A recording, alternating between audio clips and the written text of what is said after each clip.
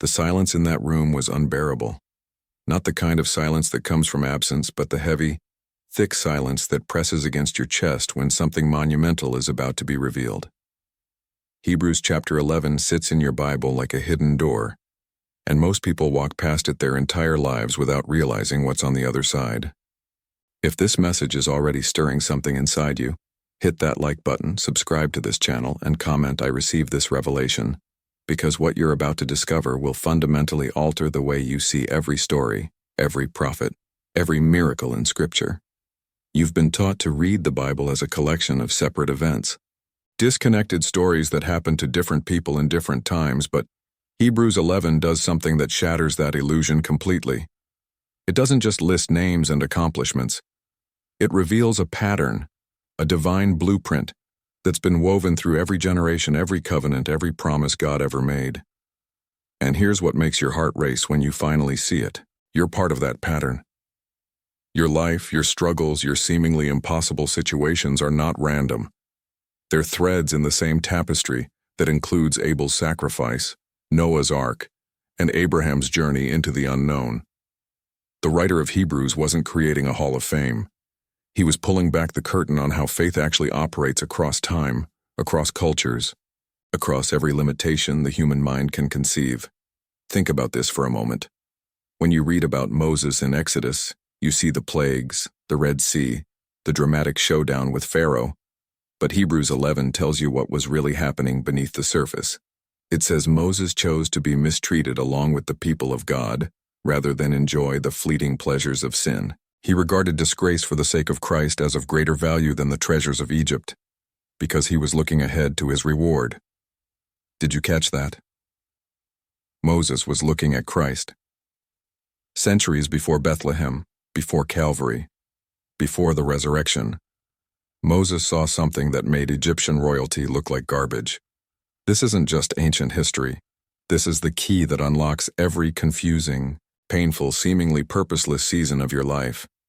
Hebrews 11 is showing you that faith isn't belief in spite of circumstances. Faith is vision that penetrates through circumstances to see what God is building. Abel didn't just bring a better sacrifice because he had better sheep. He saw something about the nature of God that Cain refused to see. Enoch didn't walk with God because he had some special privilege. He understood that God rewards those who earnestly seek him, and that understanding changed how he lived every single day until God took him. Noah didn't build an ark because he was particularly skilled in construction. He built it because he could see the coming judgment while everyone else was blind to it. Can you feel the weight of this? Every person listed in Hebrews 11 operated from a realm of sight that transcended their natural circumstances. Abraham left everything he knew, not because he had a map, but because he had a promise. The text says he made his home in the promised land like a stranger in a foreign country, living in tents with Isaac and Jacob, who were heirs with him of the same promise. For he was looking forward to the city with foundations, whose architect and builder is God. This destroys the modern gospel of comfort and convenience. Abraham, the father of faith, lived his entire life as a foreigner, never seeing the fulfillment of what was promised to him. And yet Hebrews 11 calls this victory. It calls this faith's triumph. Because Abraham saw past the temporal into the eternal, he understood something that most believers today have completely missed. The promises of God are not primarily about making your current life easier. They're about positioning you in a storyline that spans from eternity past to eternity future. Sarah received the ability to conceive when she was past childbearing age because she considered him faithful who had made the promise. A 90-year-old woman became pregnant, not through medical intervention, not through positive thinking, but through a recalibration of her understanding of God's character. She stopped looking at her dead womb and started looking at the living God. And from this one man, and he as good as dead, came descendants as numerous as the stars in the sky and as countless as the sand on the seashore. Your impossibility is not a dead end. It's a setup for God to demonstrate his nature.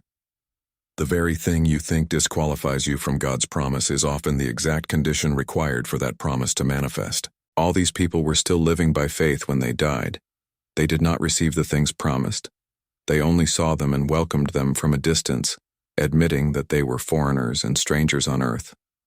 This is where most teaching on Hebrews 11 stops. And it's tragic because this is where the real revelation begins. These champions of faith died without receiving what was promised to them. And the text presents this as their greatest accomplishment. How is that possible? How can dying without seeing your dream fulfilled be considered victory? Because they understood something about time that we've forgotten. They knew that God's promises operate on a timeline that makes human lifespans look like vapor. They knew that being part of God's plan was infinitely more valuable than seeing personal fulfillment in their limited years on earth. Moses' parents hid him for 3 months after he was born, because they saw he was no ordinary child, and they were not afraid of the king's edict. Think about the faith required to defy Pharaoh's direct command. Every moment they kept that baby alive. They were one knock on the door away from execution. But they saw something. The text doesn't say they heard a voice or had a vision. It says they saw. They looked at their son and perceived divine purpose, and that perception made them willing to risk everything. This is what Hebrews 11 is training you to do. To see past the obvious, past the threatening, past what everyone else sees, into the realm where God's purposes are already established. By faith, Moses, when he had grown up, refused to be known as the son of Pharaoh's daughter. He chose to be mistreated along with the people of God rather than to enjoy the fleeting pleasures of sin. Do you understand what he walked away from? He was in line for the throne of the most powerful empire on earth. He had access to wisdom, wealth, pleasure, and power that 99% of humanity could never imagine. And he looked at all of it and called it sin. Not because those things are inherently evil, but because they were a substitute for his true identity and calling. Hebrews 11 is confronting you with an uncomfortable question. What are you holding on to that looks like blessing, but is actually keeping you from your divine assignment? What comfort, what security, what reputation are you unwilling to release because you can't yet see what God has waiting on the other side? Moses regarded disgrace for the sake of Christ as of greater value than the treasures of Egypt because he was looking ahead to his reward. There it is again. Looking ahead. Seeing what others couldn't see. This is the consistent thread through every name in Hebrews 11. They all had vision that transcended their immediate reality. By faith he left Egypt, not fearing the king's anger. He persevered because he saw him who is invisible. Read that again slowly. He saw him who is invisible. That's not a contradiction. That's a revelation about the nature of faith. Faith gives you eyes to see what has no physical form, but is more real than anything you can touch. By faith, the people passed through the Red Sea as on dry land, but when the Egyptians tried to do so, they were drowned. By faith, the walls of Jericho fell after the army had marched around them for 7 days. By faith, the prostitute Rahab, because she welcomed the spies, was not killed with those who were disobedient. Notice how the text moves faster now, compressing miracles that had entire books written about them into single sentences. Why? Because Hebrews 11 isn't trying to retell the stories, it's trying to show you the pattern. Red Sea, Jericho, Rahab. Each one represents an impossible situation where faith caused physical reality to bend to spiritual truth. The sea should have drowned them. The walls should have stood. The prostitute should have been destroyed with her city. But faith inserted a different reality. This is what you're missing when you read these stories in isolation. You think they're about individual miracles for individual people? Hebrews 11 is showing you that they're all expressions of the same principle. When faith perceives what God has declared, impossibility becomes irrelevant. And what more shall I say? I do not have time to tell about Gideon, Barak, Samson, and Jephthah, about David and Samuel and the prophets, who through faith conquered kingdoms, administered justice, and gained what was promised. The writer is sprinting now, unable to contain all the examples flooding his mind. Through faith they conquered kingdoms, administered justice, gained what was promised, shut the mouths of lions, quenched the fury of the flames, escaped the edge of the sword. Their weakness was turned to strength. They became powerful in battle and routed foreign armies. Women received back their dead, raised to life again. There were others who were tortured, refusing to be released so that they might gain an even better resurrection. Some faced jeers and flogging, and even chains and imprisonment. They were put to death by stoning, they were sawed in two, they were killed by the sword. They went about in sheepskins and goatskins, destitute, persecuted, and mistreated. And here's where Hebrews 11 becomes almost unbearable in its honesty. It refuses to separate the victorious from the martyred. It puts Daniel's lion's den right next to the prophets who were sawed in two. It celebrates the women who got their children back and the ones who watched their children die. Why? Because faith's victory is not measured by physical outcomes. It's measured by spiritual sight. The ones who were tortured to death saw the same reality as the ones who shut the mouths of lions.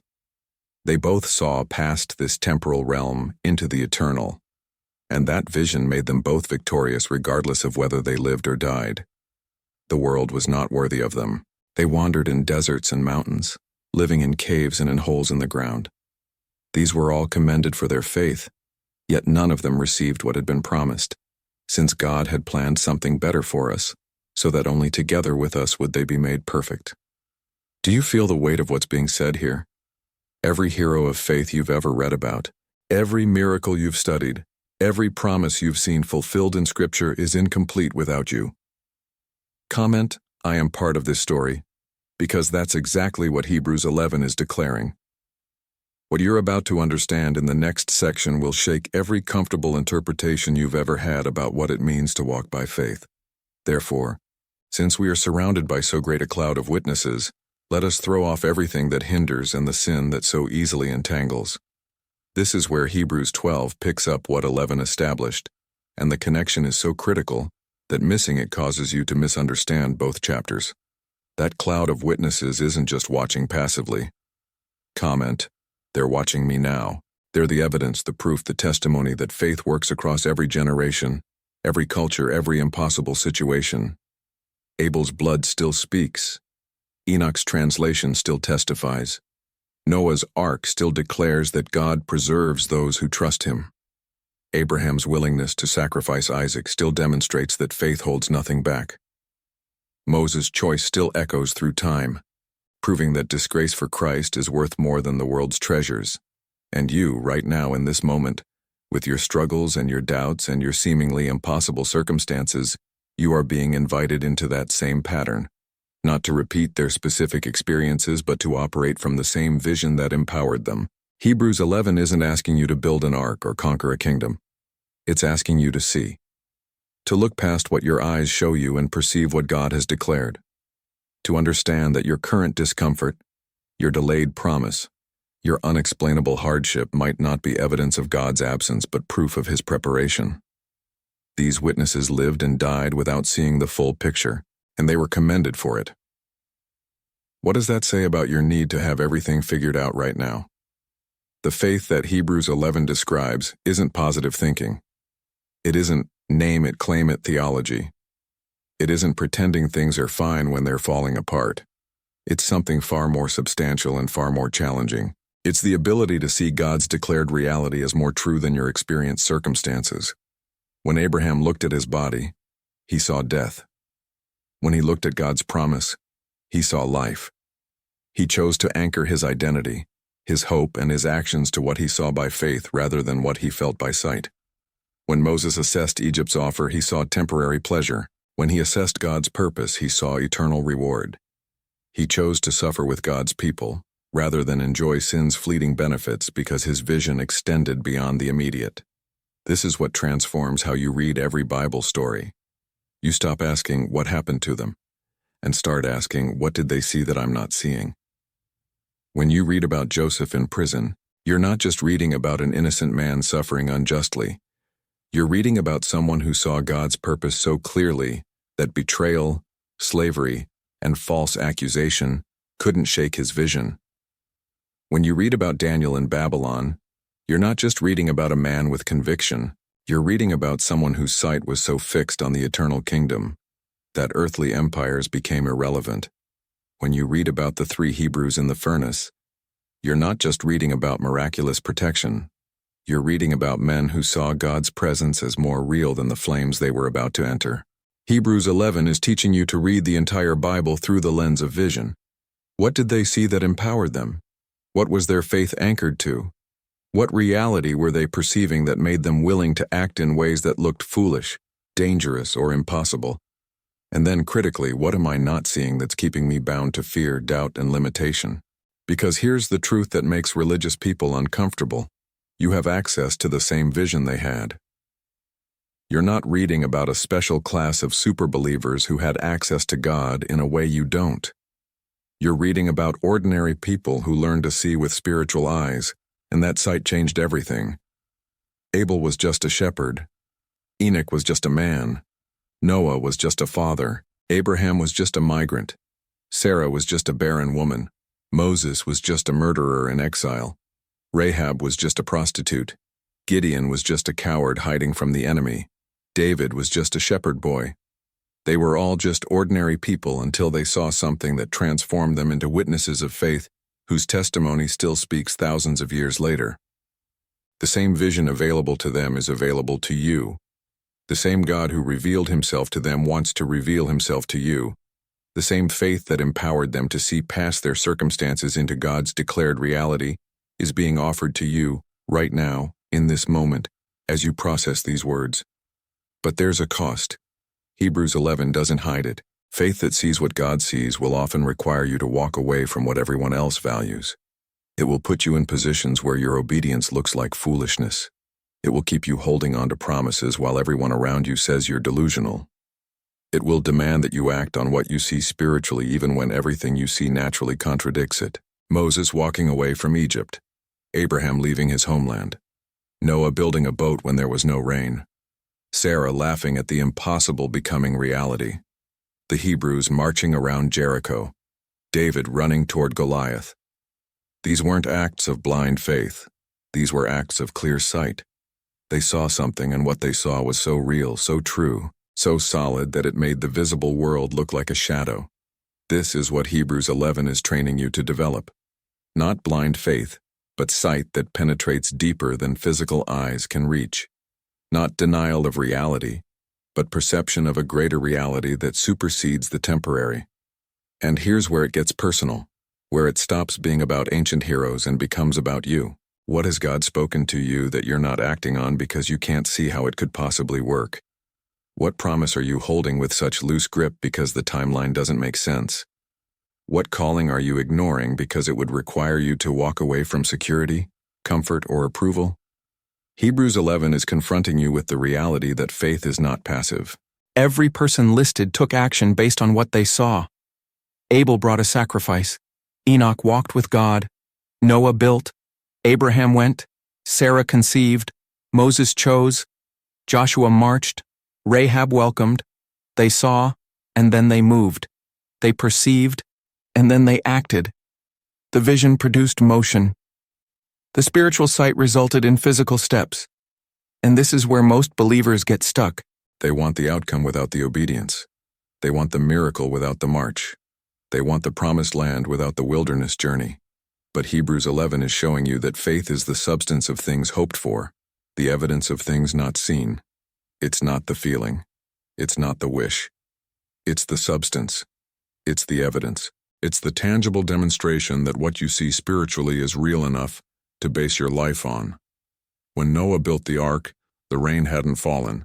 When Abraham left Ur, he didn't have the address. When Moses confronted Pharaoh, he had a speech impediment. When Joshua marched around Jericho, the walls were still standing. When David ran toward Goliath, the giant was still breathing. The action came before the evidence. The obedience preceded the outcome. They moved based on what they saw by faith, not on what they could prove by sight. And God honored it. Not always immediately, not always in their lifetime, but always completely. This is why Hebrews 11 ends with that stunning statement. God had planned something better for us so that only together with us would they be made perfect. You are not reading someone else's story. You are being written into the same narrative. Their faith is incomplete without yours. Their testimony is unfinished until your chapter is added. The cloud of witnesses is waiting for you to see what they saw, to believe what they believed, to act on what they perceived. Abel's sacrifice is waiting for your worship. Noah's ark is waiting for your obedience. Abraham's journey is waiting for your yes. Moses' choice is waiting for your surrender. The Red Sea is waiting for your step forward. Jericho is waiting for your march. Rahab's faith is waiting for your welcome of God's purposes. They're all waiting, not because they need you, but because God designed this story to span generations, and your generation is part of the design. Your impossibility is part of the pattern. Your struggle is part of the tapestry. Your faith, right now in this moment, is adding to the testimony that began with Abel and continues until Christ returns. Comment, "I see it now," because something is shifting in your spirit as these words penetrate. You're starting to understand that Hebrews 11 isn't ancient history. It's current instruction. It's not their story. It's our story.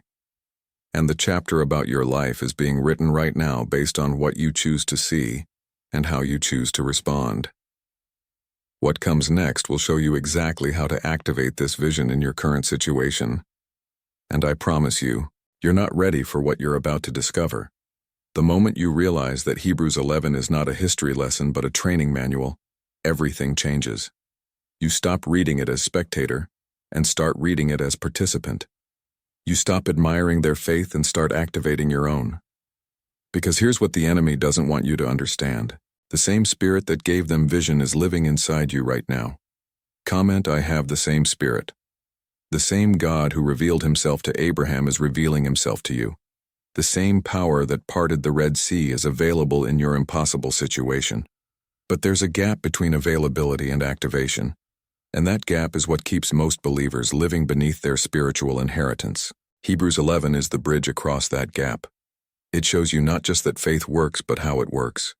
Not just that God is faithful, but how to access that faithfulness. Not just that miracles happen, but what kind of sight produces them. And the first thing it destroys is your concept of faith as feeling.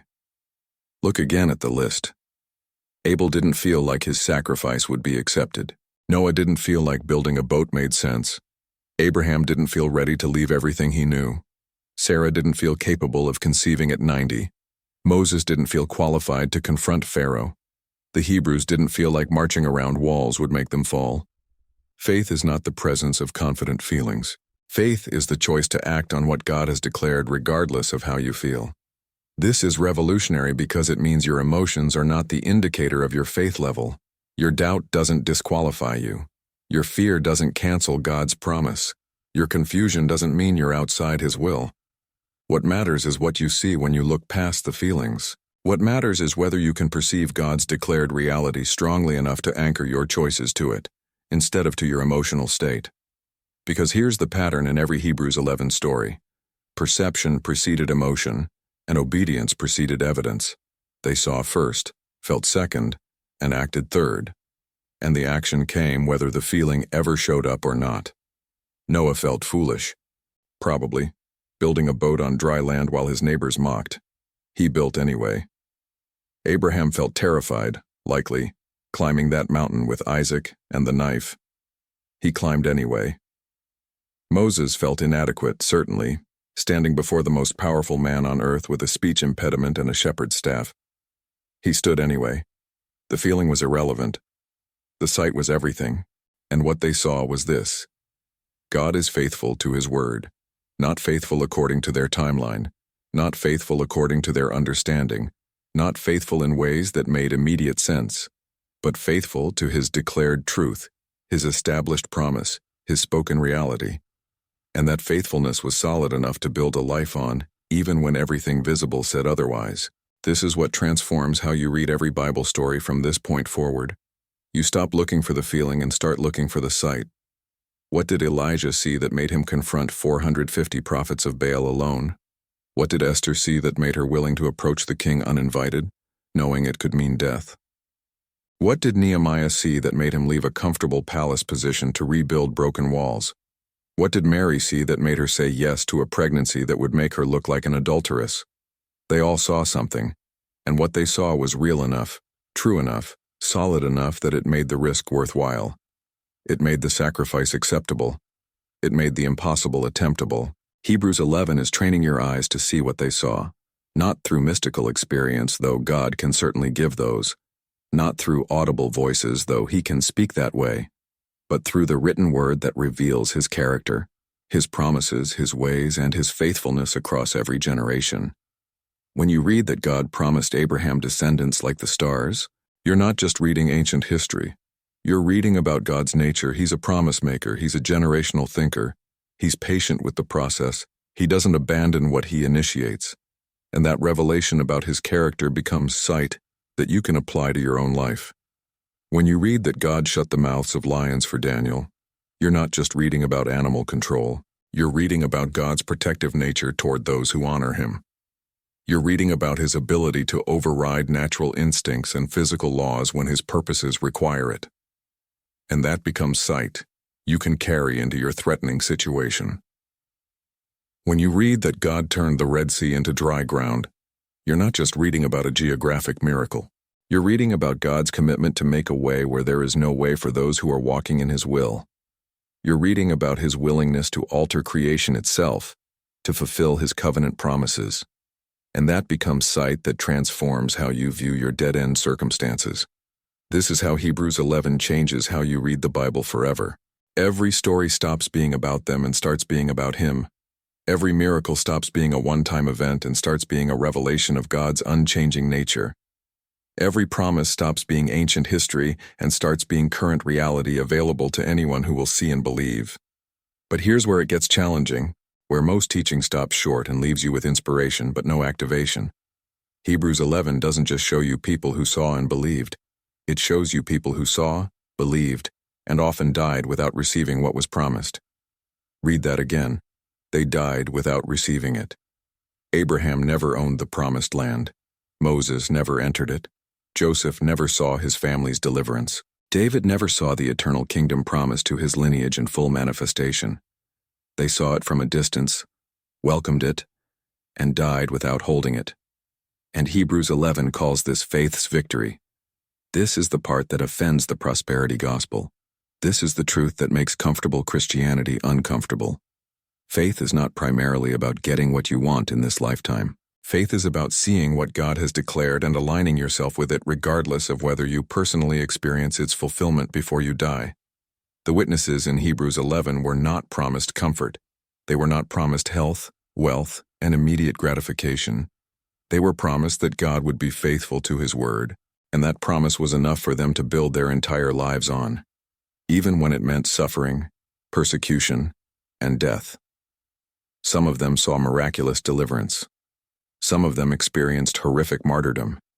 And Hebrews 11 presents both outcomes as evidence of faith's power.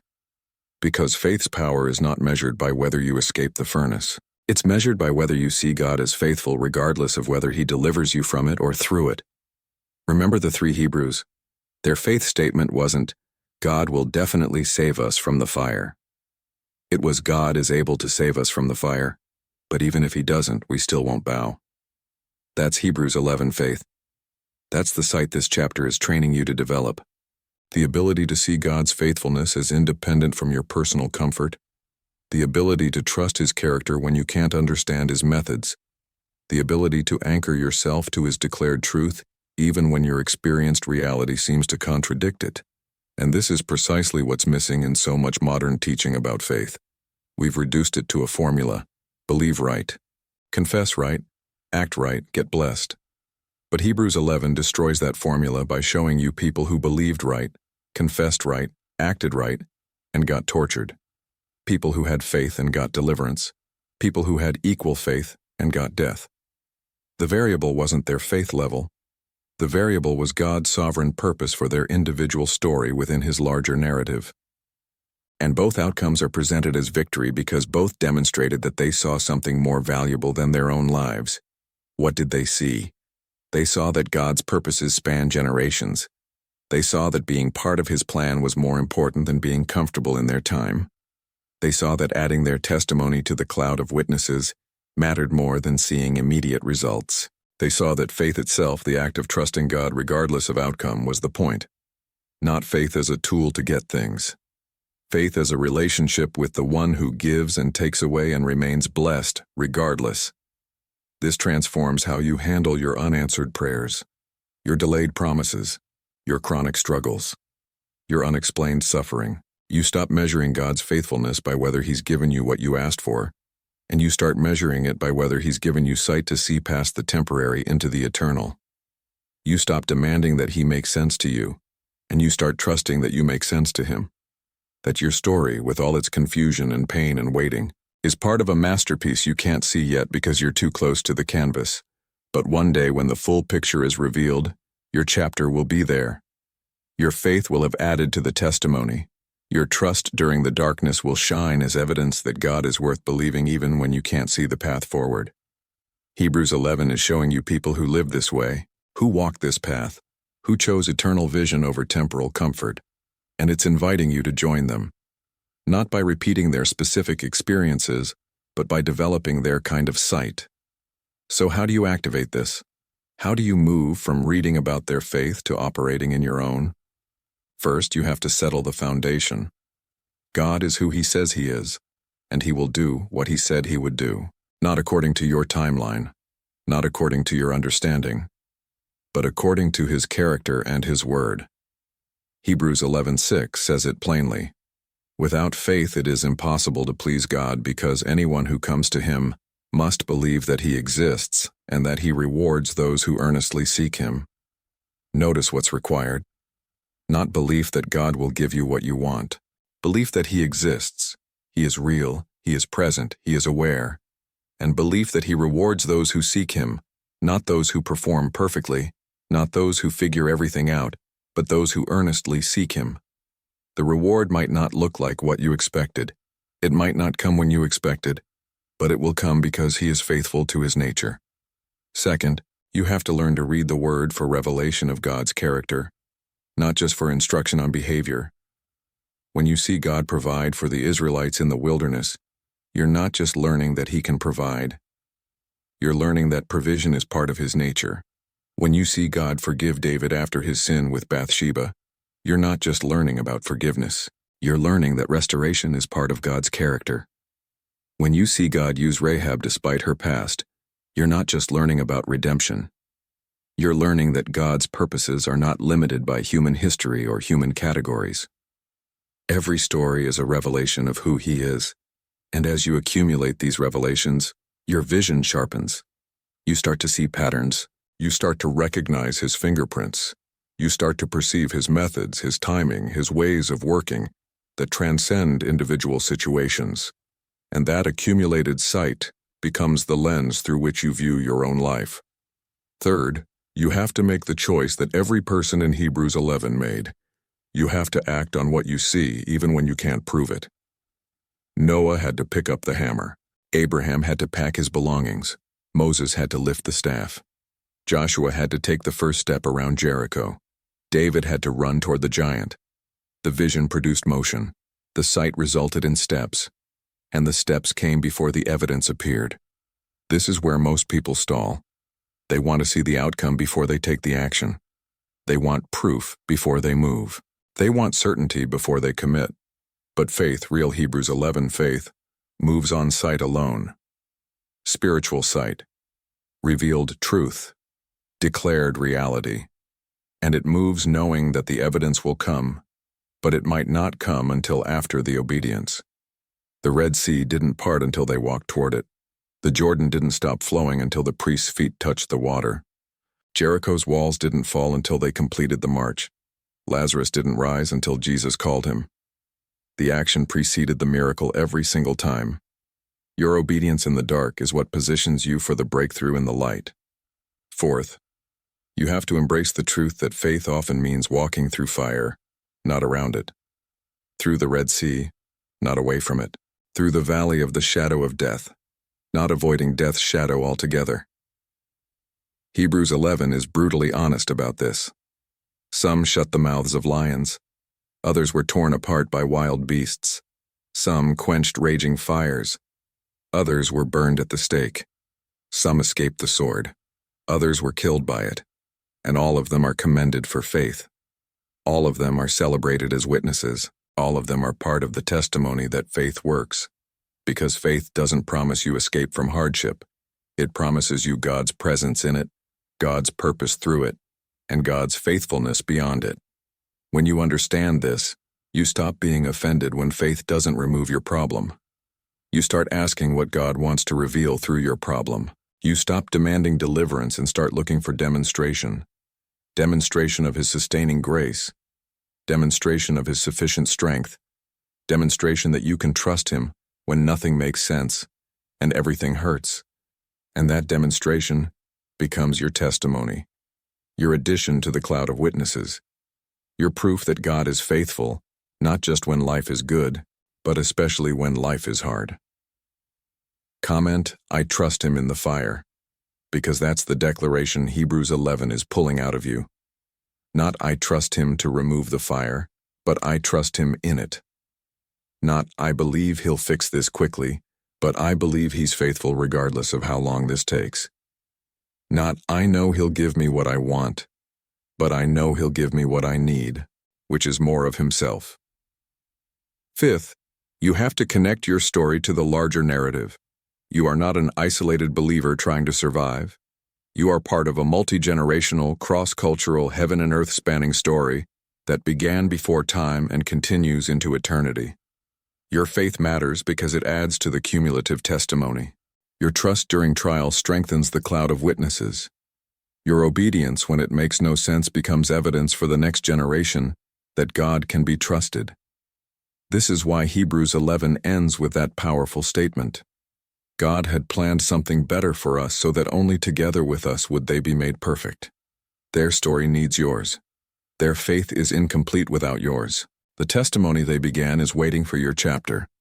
Abraham's willingness to sacrifice Isaac points forward to God's willingness to sacrifice Jesus, but it also points to your willingness to surrender what you love most. Moses' choice to suffer with God's people rather than enjoy sin's pleasures points forward to Christ's incarnation, but it also points to your choice to identify with God's kingdom over the world system. The Red Sea crossing points forward to baptism, but it also points to your step into the unknown when God calls you forward. Every story in Hebrews 11 is simultaneously historical, prophetic, and personal. It happened to them. It points to Christ. And it applies to you. When you read the Bible with this understanding, every page becomes alive with present application. You're not reading about ancient people. You're reading about the same God you serve, operating with the same faithfulness you can access, demonstrating the same power you can trust. What's about to be revealed in the next section will show you the exact mechanism by which this vision translates into breakthrough, and I guarantee you've never heard it explained this way before. The breakthrough mechanism that Hebrews 11 reveals is so simple that religious complexity has buried it for generations. Here it is in one sentence. Faith sees God's declared reality as more substantial than visible circumstances, and then acts accordingly. That's it. That's the entire pattern running through every name, every miracle, every testimony in the chapter. But the implications of that simple truth will dismantle everything you've been taught about how faith operates. Comment, I'm ready for truth. Let's dissect this carefully because missing even one element causes the whole system to collapse into either presumption or passivity. Faith sees. This is the vision component we've been building toward. It's not physical sight. It's not emotional feeling. It's spiritual perception of what God has declared to be true. When Abraham looked at his body, he saw death. A 100-year-old man cannot produce children naturally. That's biological fact. But when he looked at God's promise, he saw life. A nation coming from his body. Descendants like the stars. The sight of the promise became more real to him than the sight of his dead reproductive system. This is critical because most people think faith means denying reality. It doesn't. Abraham didn't deny that his body was old. Romans 4:19 says he faced the fact that his body was as good as dead. He looked straight at the impossibility. He acknowledged the natural truth. And then he chose to anchor his identity and his expectations to a greater truth.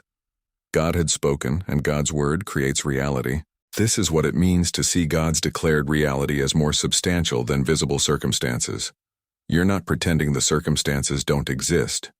You're recognizing that God's declaration exists on a higher plane of reality, and when the two conflict, God's word will ultimately override natural law because God's word created natural law in the first place. Light didn't exist until God said, "Let there be light." The universe didn't exist until God spoke it into being. Physical laws are subject to the voice that established them.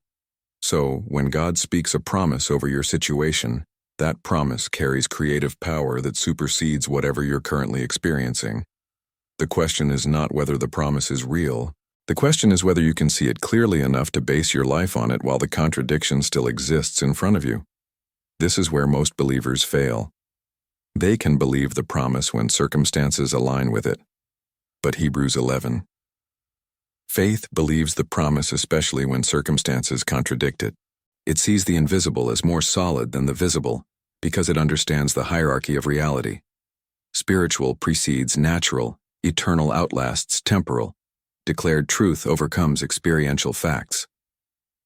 When Noah received the warning about a flood, there was no meteorological evidence. The sky was clear. The ground was dry. Everything visible said Noah was delusional. But God had spoken, and that speech became more real to Noah than the weather patterns he could observe. So real that he spent decades building a boat while everyone mocked. The faith that sees God's declared reality doesn't need supporting evidence from the natural realm. It has evidence from a higher source, the character and word of the one who cannot lie. Hebrews 11:1 defines faith as the substance of things hoped for, the evidence of things not seen. Read that carefully. Faith is not wishing for substance. Faith is the substance. It's not looking for evidence. Faith is the evidence. How can something you can't see be substance and evidence? Because faith is the spiritual material that gives form to what God has spoken. It's the connector between the invisible realm where God's promises exist and the visible realm where they manifest. When you have faith, you're not just believing something will happen. You're actually handling, processing, and working with the spiritual substance of what God has declared. You're treating it as real, as present, as solid, even though your natural eyes can't register it yet. This is why Abraham could treat himself as the father of many nations before Isaac was even conceived. He was handling the spiritual substance of God's promise as if it were already material reality. He was operating with evidence from the spiritual realm that his natural circumstances hadn't caught up to yet. And his willingness to act on what he saw spiritually, rather than what he saw naturally, is what allowed the spiritual reality to eventually override the natural impossibility. Now watch how this connects to the second part of the breakthrough mechanism, and then acts accordingly. Vision without action is daydreaming. Seeing without moving is philosophy. Every person in Hebrews 11 saw something, and then they did something in response to what they saw. The action was always calibrated to the sight. Abel saw that God cared about the heart behind the offering, so he brought his best. Enoch saw that God rewards those who seek him, so he walked with God continually. Noah saw coming judgment, so he built. Abraham saw a promised inheritance, so he went. Sarah saw God's faithfulness, so she conceived. Moses saw eternal reward, so he chose suffering. The Hebrews saw God's promise of the land, so they marched. Rahab saw God's power, so she protected the spies. The action wasn't random. It wasn't disconnected from the vision. It was the physical manifestation of what they were seeing spiritually. This is the missing link in most teaching about faith. People are told to believe, but they're not told how belief translates into breakthrough. Hebrews 11 shows you. Belief produces sight, sight produces action, and action positions you for manifestation. You can't skip the action step. You can't see the promise and then sit still. You can't perceive God's declared reality and continue living according to your circumstances. The vision demands a response. The sight requires movement. And the movement is what creates the conditions for the invisible to become visible. Think about the mechanics of the Red Sea crossing. God told Moses to lift his staff and stretch out his hand over the sea. Moses had to act first. He had to do something that looked absolutely foolish, waving a stick at an ocean. But his action, rooted in what he'd seen about God's faithfulness, created the opening for God to move. The waters didn't part until Moses obeyed. The miracle waited for the motion. Or consider Jericho. God gave Joshua a battle plan that made zero military sense. March around the city once a day for 6 days, then 7 times on the 7th day, then shout. No siege equipment, no assault strategy, just walking and shouting. But Joshua saw God's promise of victory clearly enough to obey the ridiculous instructions, and his obedience created the context for the walls to collapse. The breakthrough was always on the other side of the obedience. The manifestation always required the action, and the action always looked foolish to those who couldn't see what the faithful could see. This is why you'll be mocked when you start living by Hebrews 11 faith. People who can only see with natural eyes will think you're crazy when you act on spiritual sight. Noah looked insane building a boat on dry land. Abraham looked reckless leaving security for uncertainty. Moses looked foolish turning down a throne. The Hebrews looked stupid marching around walls. David looked suicidal running toward a giant. They all looked foolish until the vision manifested, and even then some of them never saw it manifest in their lifetime. But they acted anyway because the sight was real enough to base their entire existence on. Now here's where this gets intensely practical for your current situation. What has God declared over your life that you're not acting on because you can't see how it could work? What promise are you holding theoretically, but not moving toward practically? What vision have you received that you've shelved because your circumstances don't support it yet? Hebrews 11 is confronting you with an uncomfortable truth. If you're waiting for your circumstances to change before you obey, you're operating in the opposite spirit of faith. Faith acts while the contradiction still exists. Faith moves while the impossibility is still visible. Faith obeys before the evidence appears, because faith knows that obedience is what creates the conditions for evidence to manifest. Let me give you the exact sequence that appears in every Hebrews 11 testimony. First, God speaks or reveals. Second, the person sees or perceives what God revealed. Third, the person acts on what they perceived despite contrary circumstances. Fourth, the manifestation comes, sometimes immediately, sometimes after years, sometimes after their death. But it always comes because God is faithful to His word. The variable is never whether God will do what He said. The variable is whether you'll do what He showed you while you're still in the contradiction phase. Most people abort the process in phase 3. They see the vision. They believe it's from God. But when phase 4 doesn't happen immediately, they stop acting and start doubting.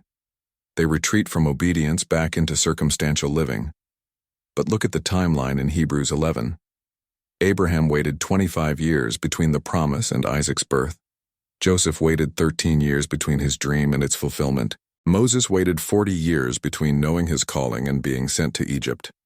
The Israelites waited 40 years between leaving Egypt and entering the Promised Land. The timeline between seeing and receiving is often longer than you want, harder than you expected, and more confusing than makes sense. But the gap is not evidence of God's unfaithfulness. It's the space where your faith is being developed from theory into substance. It's where your sight is being trained to stay fixed on the invisible, despite the visible remaining unchanged. It's where you learn that God Himself is the reward, not just what He gives you. Because here's what Hebrews 11 is ultimately revealing. The point of faith is not to get stuff from God. The point of faith is to get more of God Himself. Look at Hebrews 11:6 again. He rewards those who earnestly seek Him, not those who seek His benefits, not those who seek His intervention. Those who seek Him. The reward is not primarily about receiving what you asked for. The reward is increased intimacy with, revelation of, and transformation by the one you're seeking. Yes, God gives good gifts. Yes, He fulfills promises. Yes, miracles happen. But all of that is secondary to the primary purpose of faith, which is bringing you into deeper relationship with the faithful one. This is why some people in Hebrews 11 received miraculous deliverance while others experienced martyrdom, and both outcomes are celebrated as faith's triumph. The ones who were delivered got to see God's intervening power. The ones who died got to see God face to face. Both groups got Him. Both groups received the ultimate reward. The package just looked different, and this realization transforms everything about how you walk through your current struggle. You stop measuring God's faithfulness by whether He's fixing your problem. You start measuring it by whether you're knowing Him more deeply through the process. You stop evaluating your faith by whether you're getting what you asked for. You start evaluating it by whether you're seeking Him more earnestly because of what you're going through. You stop demanding that He make sense to your natural mind. You start trusting that you make sense to His eternal purposes. And in that shift, you discover something the heroes of Hebrews 11 discovered. The process of trusting God when nothing makes sense is more valuable than the product you were hoping to receive. The intimacy developed in the dark is worth more than the deliverance you wanted in the light. The revelation of His character during delay is more precious than the promise you're waiting to see fulfilled. Because you can lose what He gives you, but you can never lose what you become by seeking Him. You can lose health, wealth, relationships, opportunities, and even life itself. But you cannot lose the knowledge of God that was forged in you through the fire of faith. Abraham lost Isaac temporarily when God asked him to sacrifice his son, but he gained revelation of God as provider that he could never have gotten without that test.